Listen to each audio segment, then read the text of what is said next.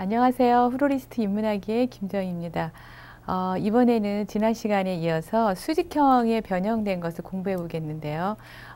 공부하기 전에 먼저 소재를 알아볼까요? 지금 여기에 있는 이 소재는 홍화라는 그런 꽃이거든요. 그래서 드라이 플라워들도 많이 사용하죠. 그 다음에 여기 있는 주황색 이 꽃은 극락조화라고 굉장히 화려한 소재로 많이 사용을 하죠. 그리고 여기 있는 거는 물 이반계라고 그래가지고 새로 나온 그런 소재입니다. 그리고 이건 니시안사스 보라색이요. 지금 여기는 측백이고요. 그 다음에 이것은 화살나무라고 하기도 하고 혼잎나무라고 하기도 하는데요. 그 드라이 플라워로도 쓰고 우리가 한약재로도 많이 쓰이는 그런 소재예요. 그래서 오늘은 이 소재를 가지고 수직형의 변형을 공부해 보겠습니다. 그래서 먼저 이 작품을 하기 전에 이 소재를 먼저 이제 이 화살나무를 가지고 먼저 주지를 잡아야 되겠죠. 그래서 주지를 잡는데 지금 여기에 있는 극락조의 얼굴이 이 화살나무에 걸쳐야 되거든요. 그렇기 때문에 이제 화살나무가 극락조보다 커도 되고 약간 작아도 되거든요. 그래서 오늘은 약간 크게 해보겠습니다. 그래서 좀 주지를 대담하게 이 플로럴 폼에다 직선적으로 쓰고요. 자, 이 소재는 이 외곽에서 이렇게 바깥에 나가도 되는 그런 디자인이에요. 왜냐하면 드라이 플라워가 될 수 있는 소재들은 굳이 플로럴 폼 안에다가 꽂지 않아도 되거든요. 그래서 여러분이 디자인을 하실 때는 이렇게 해서 외곽에다가 걸치셔도 되는 그런 소재죠. 그래서 외곽 쪽으로 사면에다가 먼저 이 화살나무를 이렇게 걸쳐 주시면 되는데요. 자, 이렇게 네 군데에다가 화살나무를 이렇게 걸쳐 주시고요. 굉장히 강하게 이 화살나무가 올라오고 있죠. 자, 오늘은 색감이 이 극락조에 있는 여기에 있는 청색과 극락조에 있는 여기에 있는 주황색을 맞춰서 여기 있는 홍화의 여기 노랑과 주황에 가까운 이 컬러랑 여기 있는 리시안을 가지고 오늘은 색상을 선택을 해봤거든요. 그래서 이 화살나무의 안에서 이 숲에서 새들이 앉아서 이렇게 서서 대화를 하듯이 이렇게 바라보듯이 이렇게 해서 이 화살나무 사이에다가 숲을 재현하면서 이건 지금 꽂는 그런 작품입니다. 가을 들녘을 상상하면서 이렇게 이렇게 해서 뒤쪽으로 먼저 두 개를 꽂아봤습니다. 이렇게 하고요. 좀 더 화살나무가 있어야 되겠죠.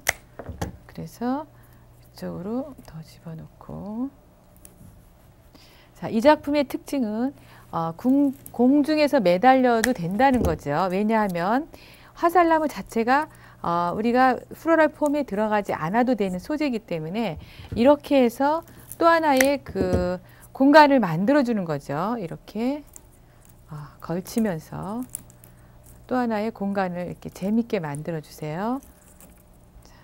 만들어 주는데 여러분께서 이거를 하실 때 반드시 너무 가운데로 가로지르면 안 돼요. 3분의 2 지점에서 이거를 주셔야 되는데 이 정도가 지금 2분의 1이거든요. 2분의 1. 그래서 약간 2분의 1 위쪽에다 지금 제가 가로질렀어요. 자, 이렇게 해서 또다시 가로지르고 자, 이렇게 해서 볼까요? 이런 식으로.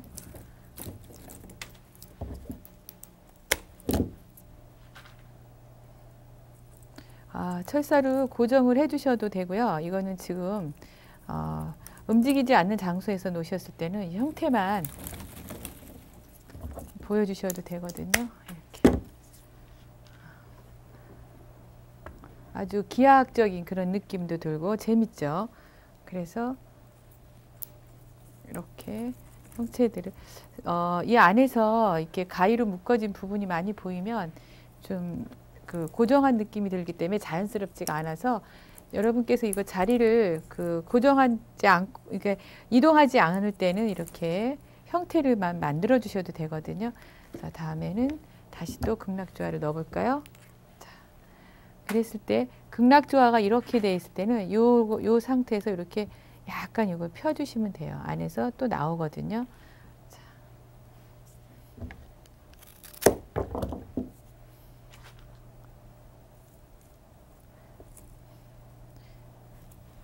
최대한의 외곽으로 나가셔도 됩니다. 이렇게 지금 이 상태에서 이렇게 다시 살살 빼볼까요? 살살 이렇게 하면 다시 청색이 이렇게 나오죠. 그래서 이렇게 나온 이 모습을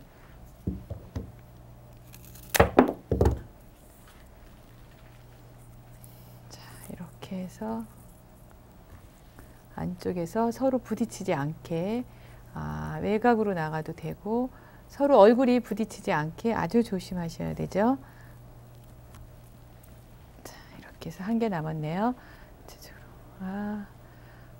크기가 너무 일정하게 높낮이를 주시면 위에서 강조되는 부분이 약하거든요. 그렇다고 이것을 작게 썼을 때는 이 극락주의 그 자기가 가지고 있는 특징을 못 살리죠. 그래서 약간만. 그런데 지금 또 여기서도 이게 나올 수 있겠죠. 그러면 다시 한번 여기서 이렇게 손으로 빼주셔서 이렇게 이 꽃이 피기 전까지 이렇게 필 때까지 기다릴 수 없이 이제 손으로 이렇게 빼주시면 돼요. 자, 이렇게 해서 외곽으로 좀 세울게요. 자, 이렇게 해서 이제 꽃들이 다 무리지어서 하늘에 있죠. 위쪽에 있으면 지금까지 위쪽에서만 강조된 이 작품을 밑에 측백을 가지고 이제 먼저 메꿔줘야 되겠죠. 이렇게 해서 이 측백을 메꾸는데 이 여기를 쓸 때 뭐 꽃바구니 하는 디자인으로 여러분이 하시는 경우가 참 많거든요. 그런 쪽보다 여기서 했을 때는 모던하고 깔끔하게 그냥 메꿔주시면 돼요. 형체를 동그랗게 살린다거나 이쪽보다는 그냥 이렇게 편안하게 그냥 이 후로랄 폼을 가리듯이 이걸 해주시면 돼요.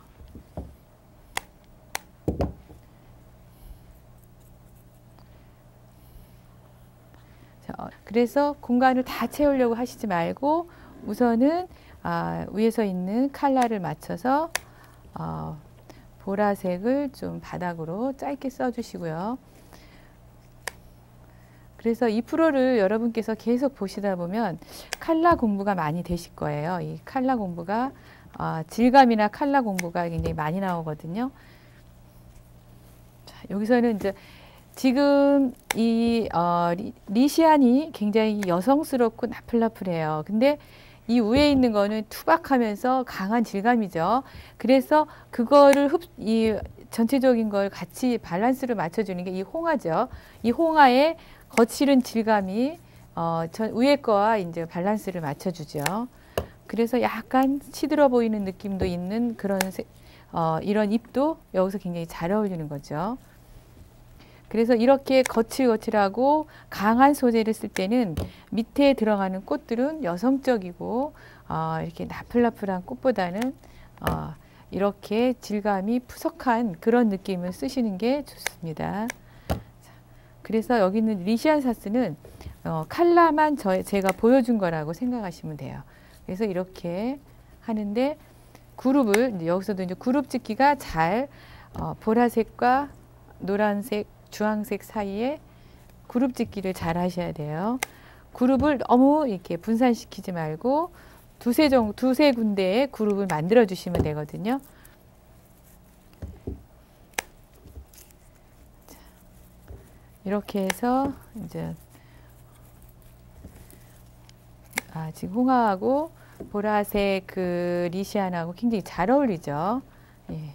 그래서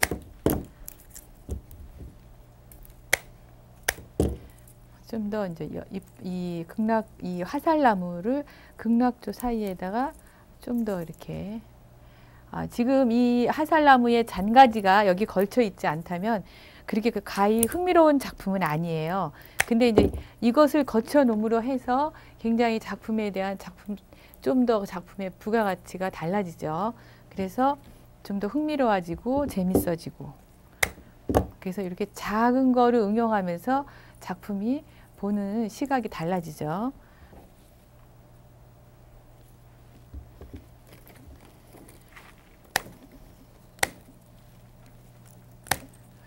그래서 여기 지금 혼잎나무라기도 하고 화살나무라고 하는 이거는요.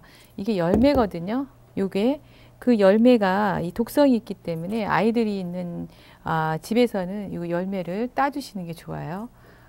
꽃꽂이를 하셨을 때. 좀 더 강조해서. 자, 이렇게. 자, 여기가 앞인가요? 이제 사면에서 볼 수 있는 그런 디자인이죠.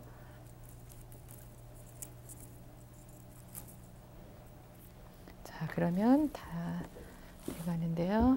자, 여기서 이반개를 좀 더 나머지 거를 넣고 자, 안쪽에서 들어오는 게 낫겠네요. 요새는 이런 아주 특이한 소재가 많아서 작품을 조금만 잘해도 굉장히 돋보여요.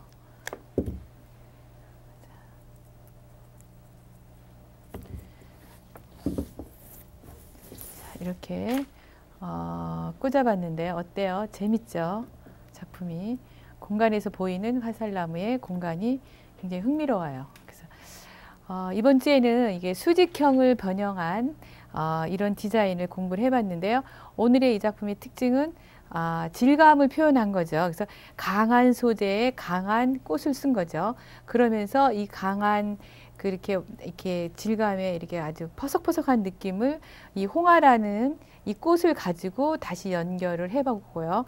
그 다음에 여기서 이렇게 너무 단조로운 거를 이반개를 가지고 매끄럽지 않은 그런 안개꽃이 아닌 이반개를 가지고 또다시 연결을 하면서 색상이 단조로운 것을 이 보라색 극락조화에 있는 청색교를 연결해서 보라색 니시안을 써봤습니다. 그래서 이런 작품을 하실 때는 여러분께서 컬러라든가 질감을 굉장히 유의하셔서 하시면 굉장히 좋은 작품이 나옵니다.